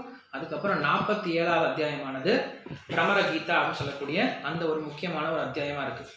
ஸோ இப்படிதான் வந்து பாகவத்தை நம்ம என்ன பண்றோம், பிரிச்சு தெரிஞ்சுக்கிறோம். நான் உங்களுக்கு எதுவுமே சிஸ்டமேட்டிக்கா சொல்லி கொடுக்குறேன், வேற ஒன்றும் கிடையாது. நீங்க வெறும் கதை மட்டும் தெரிஞ்சுக்கிறது போறது இல்லாம நீங்க கேட்டீங்க அப்படின்னா அதுக்கப்புறம் நீங்க எப்பயாவது எடுத்து பார்த்தாலும் ஓகே பாகவத்துல இதெல்லாம் இருக்கு, இப்படிதான் படிக்கணும் அப்படின்னு சொல்லிட்டு என்ன பண்ணலாம், ஒரு சிஸ்டமேட்டிக்கா தெரிஞ்சுக்கலாம். அதனால என்ன பண்றோம், கேட்குறீங்க, ஒரு முறை கேட்குறீங்க, என்ன பண்ணலாம், சிஸ்டமேட்டிக்காக கற்றுக்கலாம்னு சொல்லிட்டு நான் உங்களுக்கு கொஞ்சம் சிஸ்டமேட்டிக்காக சொல்லி கொடுத்துட்ருக்கேன். இது ஃபஸ்ட்டு கிளாஸ் அப்படிங்கிறதுனால. இதுக்கப்புறம் போக போக நம்ம ரொம்ப ஃபாஸ்ட்டாக போயிடுவோம். வெறும் ஸ்டோரிஸாக இருக்கிறதுனால ரொம்ப ஈஸியாக நம்ம கேட்டு போயிட்டே இருக்கலாம். ஸோ அப்படி இந்த பாகவத்தை ஆரம்பிக்கிறார். எப்படி ஆரம்பிக்கிறார் அப்படின்னா, பரீட்சித் மகாராஜா கேள்வி கேட்குறாரு. என்ன கேள்வி கேட்குறாரு அப்படின்னா, சுகதேவ் கோஸ்வாமி கிட்ட சொல்கிறார், மகாராஜ் நீங்கள் இது வரைக்கும் எனக்கு வந்து நிறைய பேரோட லீலைகள்லாம் சொல்லியிருக்கீங்க, நிறைய பேருடைய வாழ்க்கை வரலாம் சொன்னீங்க. இந்த ரிஷி பற்றி, அந்த முனிவரை பற்றி, இந்த மனுவை பற்றி, இந்த ராஜாவை பற்றி, இந்த லீலையை பற்றி, இந்த அவதாரை பற்றி நிறைய சொன்னீங்க. ஆனால் கிருஷ்ணரை பற்றி மட்டும் ஏன் ரொம்ப சுருக்கமாக முடிச்சிட்டீங்க? கிருஷ்ணர் பிறந்த உடனே மதுராவுக்கு போனார், கம்சனை கொன்னார், துவாரகையில் இருந்தார், கிளம்பி போயிட்டார். 9வது அத்தியாயத்தோட இறுதியில் சொல்லி முடிச்சார். 9வது காண்டத்தோட இறுதியில் கிருஷ்ண லீலையை ரொம்ப எளிமையாக முடிச்சிடார் சுகதேவ் கோஸ்வாமி. ஸோ பரீட்சித் மகாராஜா கேட்ட பின்னாடி அவர் கேட்குறாரு, எல்லா விஷயத்தையும் ரொம்ப விஸ்தாரமாக சொன்னீங்க, கிருஷ்ணலீலையை மட்டும் என்ன பண்ணிட்டீங்க, ரொம்ப சுருக்கமா ஏன் சொல்லி முடிச்சிட்டீங்க, கிருஷ்ணலீலை எனக்கு விஸ்தாரமா சொல்லுங்க அப்படின்னு சொல்லிட்டு பரீட்சித் மகாராஜா கேள்வி கேட்கிறார். ஸோ அப்படி கேட்கும் பொழுது அங்க வந்து சுகதேவ கோஸ்வாமி சொல்றார், என்ன சொல்றாரு அப்படின்னா, ஒருவேளை நீ டயர்டா இருப்பியோ இல்லையோன்னு தெரியல எனக்கு. ஏன்னா நீ வந்து தொடர்ந்து கேட்டே இருக்க. ஸோ தொடர்ந்து கேட்டு இருக்கும்போது உனக்கு இன்னும் நான் வந்து சொல்லிட்டே இருந்தேன்னா உனக்கு தூக்கம் வருமோ இல்லை டயர்டா இருப்பியோன்னு தெரில. அதனால என்ன பண்றானு சொல்ல வேண்டிய விஷயத்த ரொம்ப சுருக்கி சொல்லிட்டேன் அப்படின்னு சொல்லி சொல்றாரு. ஸோ அப்போ வந்து பரீட்சித் மகாராஜ் சொல்றாரு, எனக்கு இந்த உலகத்துல வேற என்ன ரெஸ்ட் இருக்கு, நான் என்ன ரெஸ்ட் எடுக்க போறேன், இந்த உலகத்துல எனக்கு இருக்கக்கூடிய மிக உயர்ந்த ரெஸ்ட் என்னது, கிருஷ்ண கதை கேட்கறது தான். இப்போ நம்மலாம் பண்றோம் இல்லையா, நம்ம எல்லாம் ரெஸ்ட் தான் எடுத்துட்டு இருக்கோம். என்னவா ரெஸ்ட் எடுத்துட்டு இருக்கோம், கிருஷ்ண கதை கேட்டு ரெஸ்ட் எடுத்துட்டு இருக்கோம், அவ்வளவுதான். இதை விட ரெஸ்ட் தேவையான நம்மளுக்கு ஏதாவது வேற ஒன்றும் கிடையாது. நம்ம உட்காந்து நம்ம எவ்வளோ தூரம் படுத்தோம்னாலும் அதில் வந்து நம்மளுக்கு டயர்ட்னஸ் தான் வரும். படுத்தூங்கினீங்கன்னா டயர்ட்னஸ் தான் வரும். எப்போ கிருஷ்ணரை பற்றி கேட்க ஆரம்பிக்கிறோமோ அப்போ என்ன ஆகும், உங்களுக்கு எனர்ஜி லெவல் கூட ஆரம்பிக்கும், இன்னும் இன்ஸ்பிரேஷன், இன்னும் உள்ள உற்சாகம் வர ஆரம்பிக்கும். ஏன்னா இந்த கிருஷ்ண லீலை அப்படிங்கிறது ஆத்மாவோட டைரக்டா கனெக்ஷன் வரக்கூடியது. இந்த ஆத்மாவுக்கு தேவையான உணவே இந்த கிருஷ்ணரை பற்றி கேட்கறது தான். அது இல்லாமல் இந்த ஆத்மா ரொம்ப டல்லா இருக்கு. எப்போ கிருஷ்ணரை பற்றி கேட்க ஆரம்பிக்கிறோமோ அந்த ஆத்மாவுக்கு ஃபுட்டு போக ஆரம்பிக்குது. ஃபுட்டு போகணும்னா என்ன ஆயிடுச்சு, அந்த ஆத்மா பிரகாசமாக போயிடுது, அந்த ஆத்மா ரொம்ப சந்தோஷமாக போயிடுது. ஸோ அதனால கிருஷ்ணலீலையை பற்றி கேட்கறத விட, கிருஷ்ணலீலையை கேட்கறத விட ஒரு சிறந்த உணவு கிடையாது, கிருஷ்ணலீலையை கேட்கறத விட ஒரு சிறந்த ரெஸ்ட் கிடையாது, கிருஷ்ணலீலையை கேட்கறத விட சிறந்த காரியம் ஒன்றும் கிடையாது. தயவு செஞ்சு புரிஞ்சுக்கோங்க, நம்ம ஏதோ ரெஸ்ட்ல இருக்கோம், இப்போ நம்மளுக்கு வேற எந்த வேலையும் செய்யறதுக்கு இல்லை, அதனால நம்ம கிருஷ்ணலீலையை கேட்குறோம் அப்படின்னு நினச்சிக்காதீங்க. நம்மளுக்கு எவ்வளோ முக்கியமான வேலை இருந்தாலும் நமக்கு இருக்கிற ரொம்ப முக்கியமான வேலை அப்படின்னா என்னன்னா கிருஷ்ணரை பற்றி கேட்கறது தான். ஏன்னா பரீட்சித் மகாராஜ் அதான் பண்ணார். அவருக்கு இறப்புன்னு ஒரு விஷயம் தெரிஞ்ச உடனே அவர் என்ன பண்றாரு, இந்த விஷயத்தான் பண்றாரு. நான் இறக்க போறேன் அப்படின்னு சொல்லி தெரிஞ்ச உடனே அவர் மற்ற காரியங்களை பண்ணவே கிடையாது. ரொம்ப முக்கியமான விஷயம் தான் பண்ணுவோம். நம்ம இறக்கும் தருவாயில் நம்ம என்ன பண்றோம், ரொம்ப முக்கியமான விஷயம் தான் பண்ணுவோம், தேவையில்லாம அந்தந்த விஷயத்தெல்லாம் பண்ணிட்டு இருக்க மாட்டோம். ஸோ அப்படி இறக்கும் தருவாயில் இருக்கக்கூடிய பரீட்சித் மகாராஜா கேட்ட முதல் விஷயம் என்னது, இந்த பாகவதம் தான். ஆனால் பாகவதமானது ஏதோ ஃப்ரீ டைம்ல கேட்கலாம், நம்ம வந்து ஃப்ரீயா இருக்கும்போது கேட்கலாம், இல்லை வயசான பின்னாடி கேட்டுக்கலாம், நம்மளுக்கு வேலை இல்லாத போது கேட்டுக்கலாம் அப்படின்னு கேட்கக்கூடிய ஒரு கிரந்தம் கிடையாது. நம்ம வாழ்க்கையில நம்ம எப்பயுமே நித்தியம் பாகவத சேவையான்னு சொல்லியிருக்காரு. நஷ்டப்பிராயேஷு அபத்ரேஷு நித்தியம் பாகவத சேவையா. இந்த பாகவத்தை எப்படி படிக்கணுமா, நித்தியம் படிக்கணுமா, தினசரி படிக்கணுமா, ஏதோ ஒரு நாளைக்கு படிக்கிறது அப்புறம் விட்டுறது அப்படி கிடையாது. நித்தியம் பாகவத சேவைன்னு சொல்றாரு, தினமும் படிக்கணும்னு சொல்லி அதனால ஸ்ரீல பிரபுபாதர் நம்மளுக்கு வந்து இந்த கிளாஸ் கொடுத்துருக்காரு, தினமும் பாகவத கிளாஸ் அப்படின்னு கொடுத்துருக்காரு இஸ்கான்ல. ஸோ அதனால இந்த பாகவதமானது ஏதோ ஃப்ரீ டைம்ல கேட்கறது கிடையாது. இந்த பாகவதமானது உண்மையில நம்ம எல்லா டைமும் ஃப்ரீ பண்ணிக்கிட்டு கேட்க வேண்டியது. பாகவதம் வந்துருச்சு அப்படின்னா மற்ற எல்லாத்தையும் ஒதுக்கி வச்சுட்டு பாகவத்துக்கு முக்கியத்துவம் கொடுக்கணும். இதுதான் பாகவத்தினுடைய மிக முக்கியமான விஷயம்.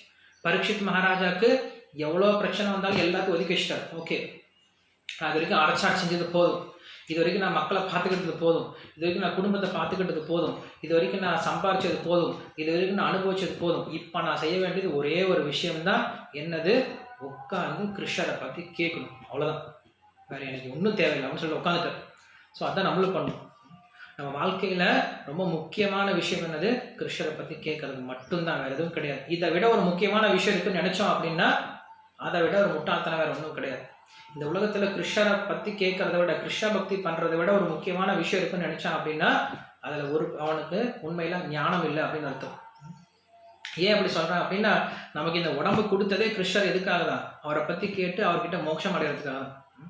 அப்படிப்பட்ட இந்த உடம்பை வாங்கி வச்சுட்டு நம்ம என்ன பண்றோம், அவரை பத்தி கேட்கறதுக்கு பதிலா, அவருக்கு நேரம் கொடுக்கறதுக்கு பதிலாக நம்ம என்ன பண்றோம், மற்ற எல்லா காரியங்களும் பண்ணிட்டு இருக்கோம், நம்ம ரொம்ப பிஸியா நம்மளை வச்சுட்டு இருக்கோம். ஸோ இதுக்கு பேர் பிசினஸ் கிடையாது. ஸோ எனிவே, ஸோ அப்படி வந்து பரீட்சித் மகாராஜா கேள்வி கேட்ட உடனே ரொம்ப சந்தோஷப்படுறார் சுகதேவ கோஸ்வாமி. சரி, நான் கிருஷ்ணரை பத்தி சொல்ல ஆரம்பிக்கிறேன் கேள்வி அப்படின்னு சொல்லிட்டு சொல்ல ஆரம்பிக்கிறேன். ஒரு கட்டத்துல இந்த உலகமானது ரொம்ப பாரமாய் போயிடுச்சான். இந்த உலகத்துல பாத்தீங்க அப்படின்னா எவ்வளோ பெரிய பெரிய மலைகள் இருக்கு, எவ்வளோ பெரிய சமுத்திரங்கள் இருக்கு. சமுத்திரம் நீங்க எவ்வளோ வெயிட் இருக்குன்னு யோசிச்சு பார்த்துருக்கீங்களா?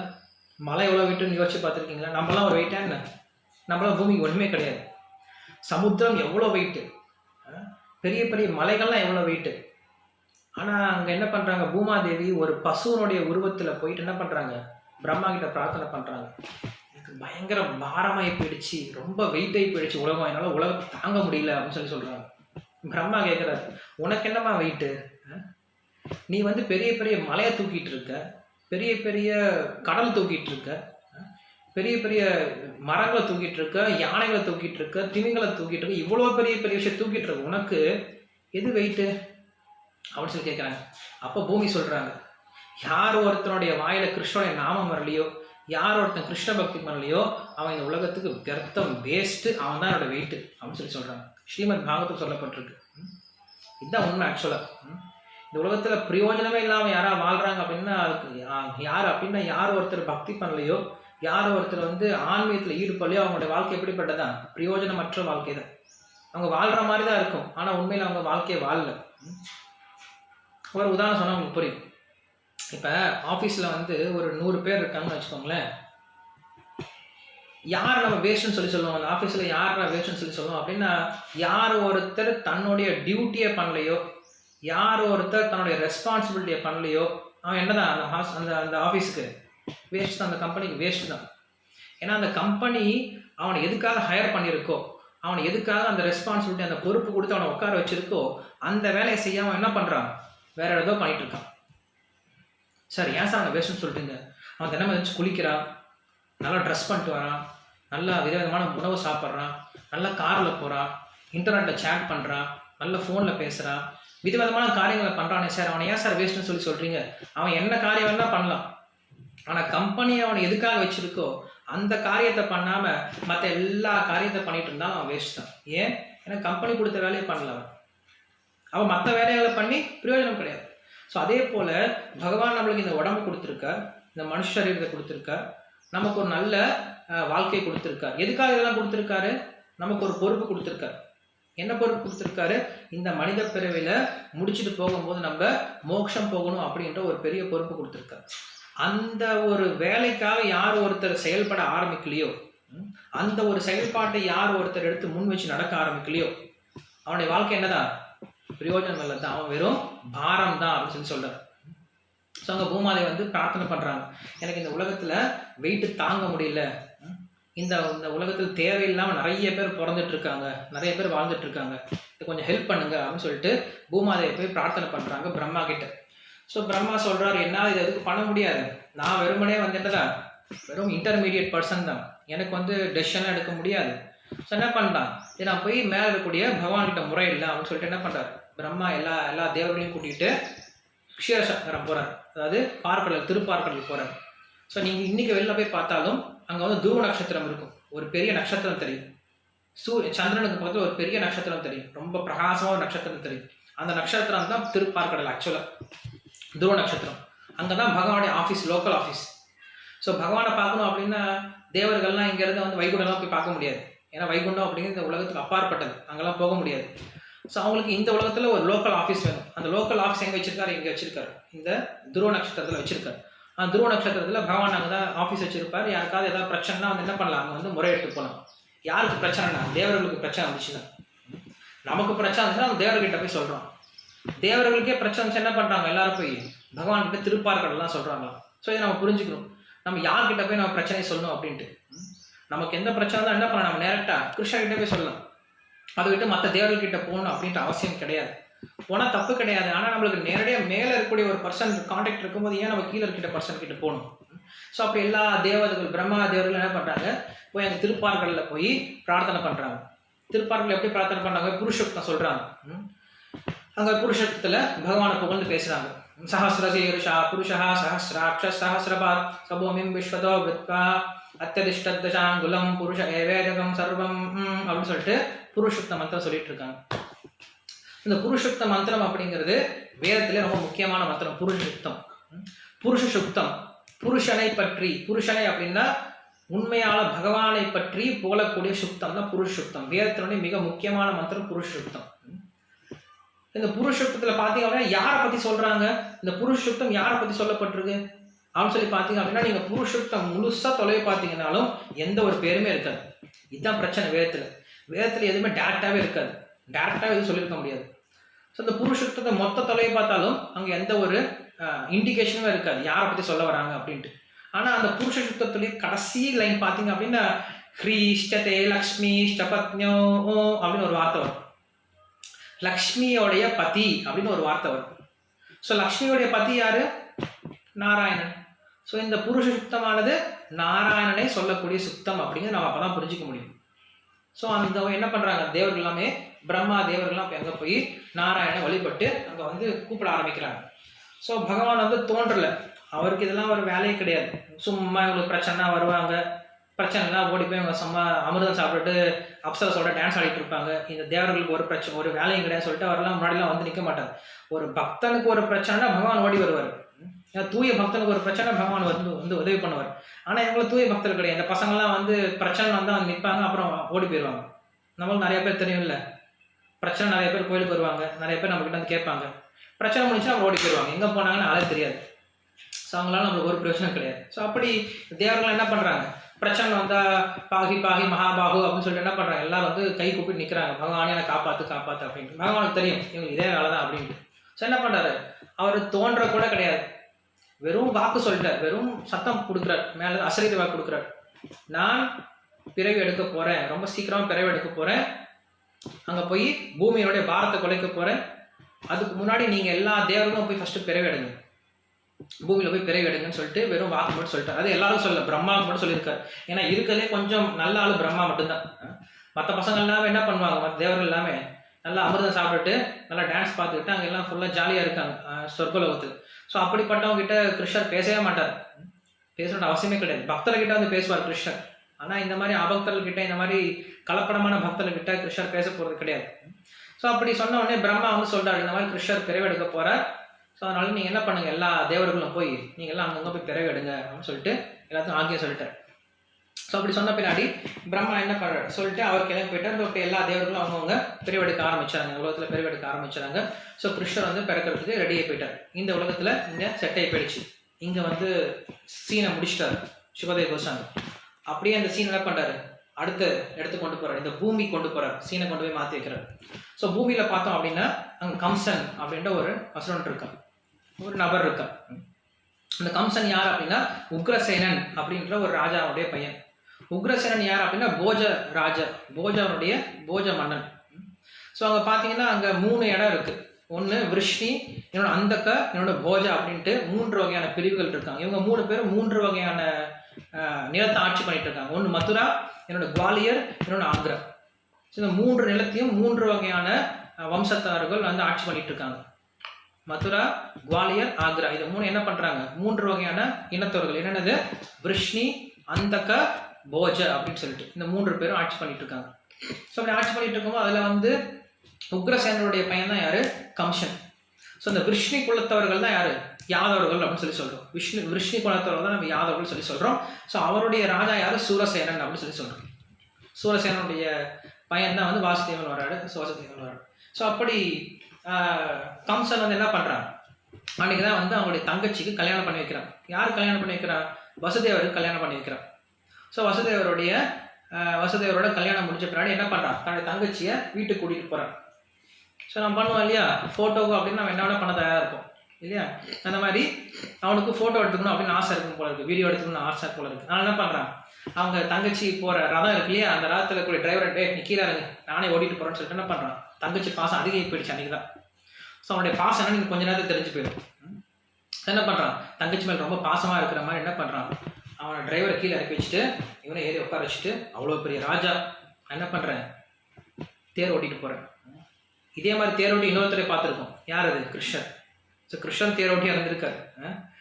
அவர் பக்த வத்சலன், அவர் பக்தினால தேர் ஓட்டிட்டு போனார். இவனுக்கு இங்கே பக்தி அன்பெல்லாம் கிடையாது, பேர் புகழுக்காக. நம்மளை பண்ணுவோம் நிறைய விஷயங்கள் பண்ணுவோம் இல்லையா, எதுக்காக பண்ணுறோம், நிறைய பேர் புகழுக்காக தான் பண்ணுறோம். இன்னைக்கு நீங்கள் பார்த்தீங்கன்னா தெரியும், இந்த வைரஸ்க்கு ஹெல்ப் பண்ணுறேன்னு சொல்லிட்டு ஒரு சின்ன பாக்கெட்டை கொடுத்துட்டு 4 பேர் கையில் பிடிச்சின்னு ஃபோட்டோ எடுத்துட்டு இருக்காங்க. ஸோ இதுக்கு பேர் உதவியே கிடையாது. உதவி பண்ணுறோம் அப்படின்னா நம்ம வலது கையில் கொடுக்கறது இடது கைக்கு தெரியக்கூடாது, இடது கையில் கொடுக்கறது வலது கைக்கு தெரியக்கூடாது. அதுதான் உண்மையான உதவி. ஸோ எல்லாருக்கும் தெரியற மாதிரி பெப்பரப்பேன் பண்ணோன்னா அதுக்கு பேர் உதவி கிடையாது. அதுக்கு பேர் வெறுமனே எக்ஸ்ப்ளாய்டேஷன், ஏமாத்துறது தான் வேலை. நம்முடைய புகழ் நம்ம அதிகப்படுத்திக்கிறோம், அவ்வளோதான், வேற ஒன்றும் கிடையாது. ஸோ மற்றவங்களுக்கு சொல்லிட்டு சேர்த்து உதவி கிடையாது, சொல்லாமல் சேர்த்துக்கு பேர் தான் உதவி. ஸோ அவன் என்ன பண்ணுறான், இவன் உட்காந்துட்டு இவங்க தங்கச்சியை நான் வந்து ரொம்ப நேசிக்கிறேன்னு சொல்லிட்டு என்ன பண்ணுறான், அந்த டிரைவரை தள்ளி விட்டு இவன் மேலே உட்காந்துட்டு ஓட்டிகிட்டு போயிட்டு இருக்கான். இதை வந்து அந்த பகவானுக்கே பொறுக்கலை. இந்த மாதிரி அவன் நடிக்கக்கூடிய நடிப்பை பகவானாலே பொறுத்துக்க முடியல. என்ன பண்ணார், மேலேருந்து அசரீரி வாக்கு வருது, ஹே கம்சா, ஹே முட்டாளே, உன்னுடைய அழிவை நீயே கூட்டிட்டு போயிட்டு இருக்க அப்படின்னு சொல்லி மேலே பார்க்குறான், யாரா அது அப்படின்ட்டு. ஸோ அந்த அந்த ஆசிரியர் என்ன சொல்லுது அப்படின்னா, நீ கூட்டிட்டு போறலையே அவனுடைய தங்கச்சி, இந்த தங்கச்சிக்கு பிறக்கக்கூடிய 8வது சிசு உன்னை கொன்றுவிடும் வா சொல்லி முடிச்சிருச்சு. சொல்லி முடிச்ச உடனே அடுத்த க்ஷணம் என்ன பண்ணிட்டா, வாழை உருவிட்டு தங்கச்சி கொல்ல போயிட்டான். இப்ப கொஞ்சம் யோசிச்சு பார்த்தோம் அப்படின்னா, அவங்களுக்கு இப்பதான் கல்யாணம் இருக்கு, இன்னும் குழந்தை பிறக்குமா அப்படின்னு கூட தெரியல, அதுவும் 8வது குழந்தைன்னு சொல்லப்பட்டிருக்கு. ஸோ அதுக்கு மேல அவன் பெரிய வீரன் வேற, தன்னைத்தானே வீரன் சொல்லிக்கிறான், எல்லா தேவர்களையும் நான் வந்து என்னோட கட்டுப்பாட்டில் வச்சிருக்கேன்னு சொல்றான். ஸோ இவ்வளவு விஷயம் தெரிஞ்சு என்ன பண்றான், உடனே தனக்கு ஒரு ஆபத்துன்னு வரும்போது யார வேணா கொள்ள தயாராகிட்டான். ஸோ இதுதான் நான் சொன்ன வந்தது, நமக்கு ஒரு பிரச்சனை வரும்போது நம்ம என்ன வேணா பண்ண தயாரா இருக்கும் அதை பாதுகாக்கிறதுக்கு. ஆனா உண்மையில நம்மளுக்கு என்ன பிரச்சனை நம்மளுக்கு தெரியல, அதுதான் நம்ம பிரச்சனை. இப்ப வெளில மக்கள்லாம் சுத்திட்டு இருக்காங்க, திடீர்னு சொல்லி பாருங்க, உங்க வீதியில ஒருத்தனுக்கு கொரோனா வந்துருச்சு அப்படின்னு சொல்லிட்டு எல்லாரும் வீட்டுக்குள்ள போயிடுவாங்க, யார் வீட்டு விட்டு வெளில வர மாட்டாங்க. அது தெரியாத வரைக்கும் சுத்திட்டு இருப்பாங்க. பிரச்சனை நம்மளுக்கு வந்துருச்சு அப்படின்னு சொல்லி தெரிஞ்சிருச்சு அப்படின்னா யாரும் வெளியே போக மாட்டாங்க.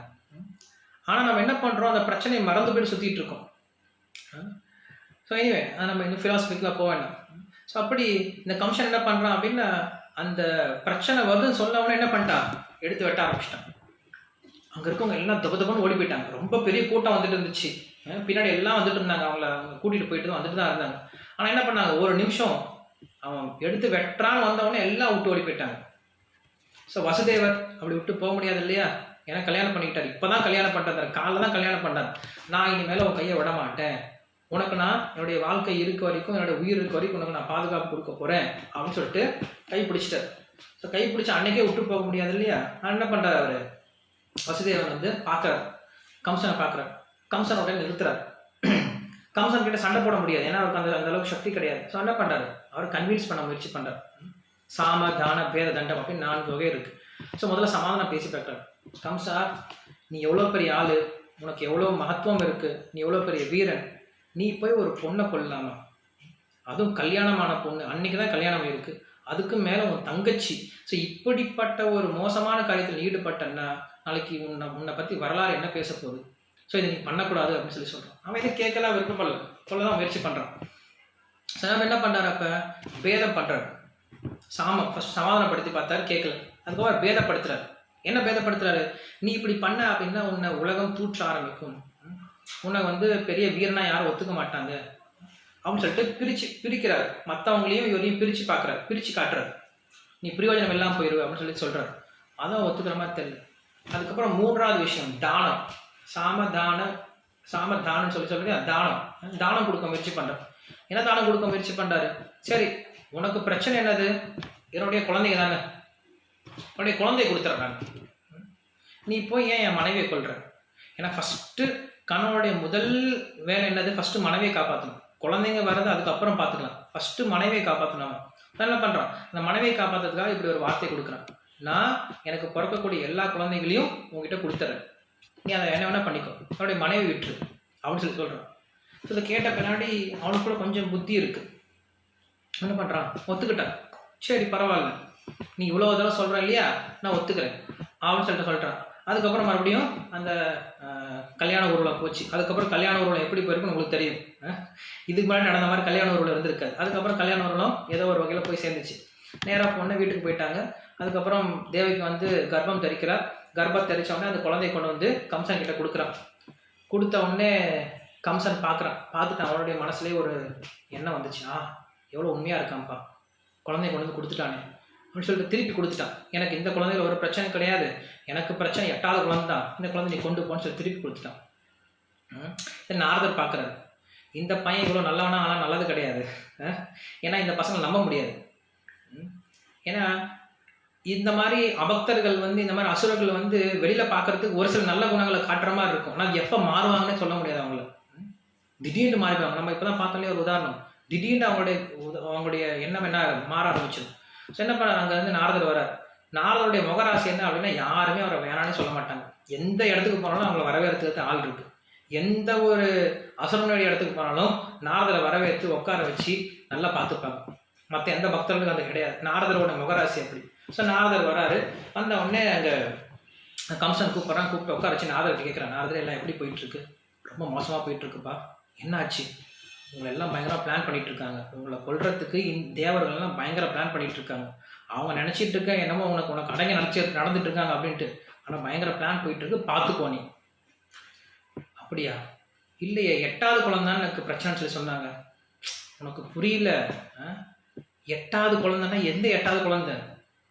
1 2 3 4 5 6 7 8, இது 8. 2 3லேருந்து ஆரம்பிச்சு இது 8வது குழந்தை. 2 3 4 5 6 7 8 1, அது 8வது குழந்தை.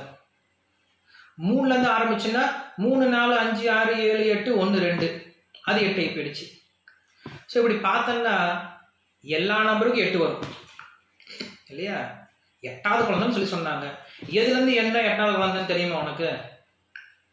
தெரியாது இல்லை? அவ்வளோதான்ப்பா நான் சொல்லுவேன், அவ்வளோதான் சொல்லுவேன். அது வேற சொல்ல அவங்ககிட்ட. அவன் சொல்ல ஒரு நாஸ்பா போயிட்டார். இவன் யோசிக்க ஆரம்பிச்சான். ஓஹோ, இப்படி கூட நடக்குமா? இப்படி கூட சூழ்ச்சி பண்ணுவாங்க தேவர்கள். உண்மைதானே? 8க்கும் 8 பேர் வரலாம், 8 நம்பருக்கும் 8ன்ற பேர் வரலாம்.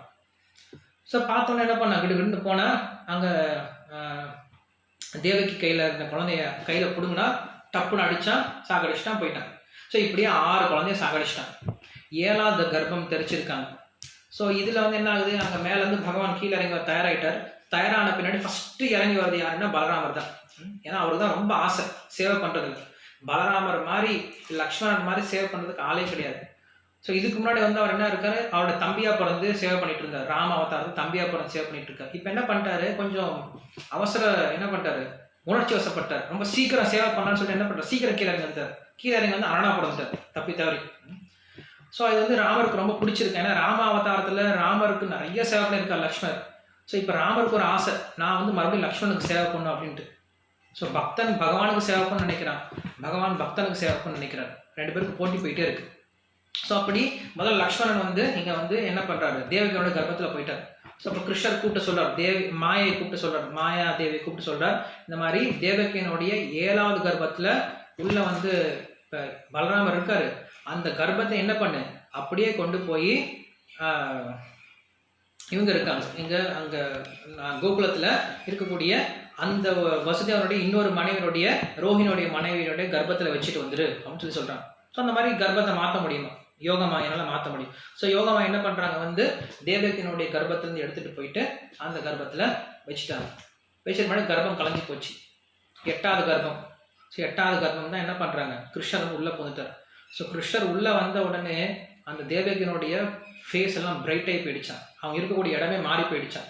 அவங்களுக்குள்ள ஒரு புதிய சக்தி வர மாதிரி ஆரம்பிச்சிருச்சான். ஸோ இதை வந்து கம்சன் பார்த்தோன்னு எனக்கு பயம் வர ஆரம்பிச்சிருச்சு. கம்சன் இது வரைக்கும் ரொம்ப தைரியமாக சுற்றிட்டு இருந்தா, இப்போ தேவகியை பார்த்தா அவனுக்கு பயம் வர ஆரம்பிச்சிருச்சு. அதுக்கப்புறம் எதை பார்த்தாலும் அவனுக்கு வந்து பயமாக தான் தெரியுது. இன்னும் குழந்தை பிறக்கவே இல்லை, பிறந்த குழந்தை எப்படி இருக்குன்னு தெரியாது, பிறந்த குழந்தைக்கு இன்னும் பேரே வைக்க கிடையாது, இருந்தாலும் பயம் ஆரம்பிச்சிருச்சு அப்பயே அவனுக்கு. ஸோ அப்படி பயந்துக்கிட்டே இருக்கான். ஸோ அந்த 8வது குழந்தை எப்படி பிறந்துச்சு, அந்த கிருஷ்ணர் எப்படி பிறந்தார், கிருஷ்ணர் அதுக்கப்புறம் என்ன பண்ணுறார் அப்படிங்கிற விஷயத்தை நம்ம நாளையிலேருந்து பார்க்க ஆரம்பிக்கலாம். 7 மணி போயிடுச்சு. Thank you very much. Hare Krishna. Shri Krishna Bhagavan ki jai. Grantara Srimad Bhagavatam ki jai. Srila Prabhupada ki jai.